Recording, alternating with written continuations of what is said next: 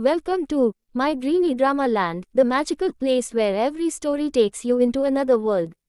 अगर आपको fantasy, mystery और इमोशनल जर्नी वाली कहानियां पसंद हैं तो चैनल को लाइक, सब्सक्राइब और कमेंट ज़रूर करें क्योंकि आज हम लेकर आए हैं एक ऐसी कहानी जो मॉडर्न लाइफ और एंशिएंट ईरा दोनों को जोड़ती है।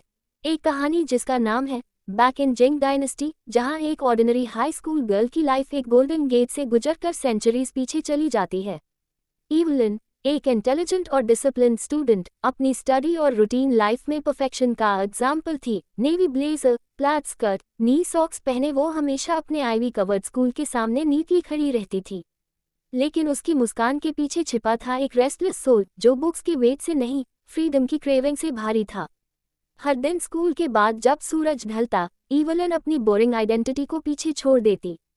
वो अपनी ब्लैक आउटफिट पहनकर निकल पड़ती शहर की लाइट्स में, जहां म्यूजिक, लाफ्टर और फ्रेंड्स के साथ डांस उसकी जिंदगी में एनर्जी भर देते।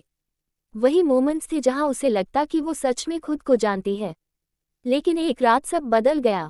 जब वो पार्टी से बाहर निकली तो हवा में एक अजीब सा मैग्नेटिक पुल महसूस हुआ, जैसे कोई अनसीन पावर उसे बुला रही हो।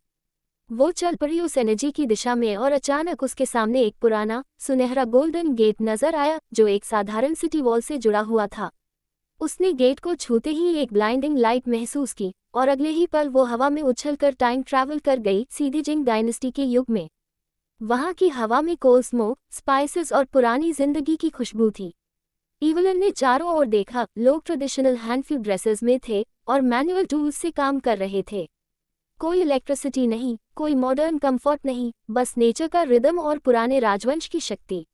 इवलिन ने खुद को बचाने के लिए जल्दी से एक सुंदर पिंक हैंडफ्यू ड्रेस सिल ली ताकि वो विलेजर्स के बीच ब्लेंड हो सके। कुछ समय तक वो अनोटिस्ड रही, लेकिन किस्मत ज्यादा देर तक उसके साथ नहीं थी। एक दिन जब वो एक पुराने डस्टी रास्ते पर जा रही थी तो सामने से एक प्रिंस ऑन अ हॉर्स आया। उसकी आंखों में ऑथोरिटी और मिस्ट्री दोनों थे। उसके लंबे काले बालों में बंधी गोल्ड रिबन और उसकी रीगल पर्सनालिटी इंस्टेंटली सबका ध्यान खींच लेती थी। इवलिन ने समझ लिया कि ये कोई ऑर्डिनरी मैन नहीं, बल्कि वो राजकुमार है जिसके बारे में लोग विस्पर्स में बात करते हैं, जो अपने महल में वाइट ट्रेडिशनल लॉन्ग ड्रेस पहनकर पर्ल ज्वेल्स से सजा हुआ थ्रोन पर बैठता है। प्रिंस ने इवलिन की आंखों में देखा और तुरंत समझ गया कि वो यहाँ की नहीं है।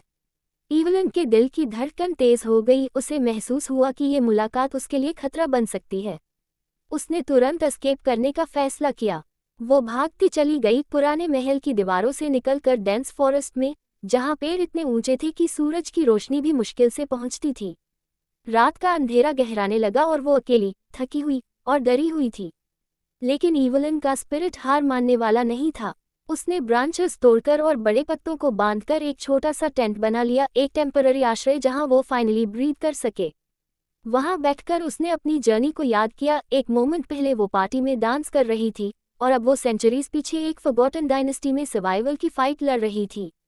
हर साउंड, हर शैडो अब उसके लिए एक चैलेंज थी। लेकिन इवलिन ने ठान लिया था कि वो इस नए वर्ल्ड में खुद को साबित करेगी। क्या वो प्रिंस फिर से उसे ढूंढ पाएगा? क्या वो वापस मॉडर्न वर्ल्ड लौट सकेगी?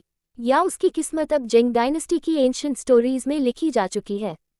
ये जानने के लिए जुड़े रहिए हमारे channel my dreamy drama land के साथ, जहां हर कहानी एक नए दुनिया का दरवाजा खोलती है। अगर आपको ये स्टोरी पसंद आए हो तो वीडियो को लाइक करें, अपने थॉट्स कमेंट में बताएं और चैनल को सब्सक्राइब करें ताकि आप मिस ना करें ऐसे और magical, mysterious time travel stories.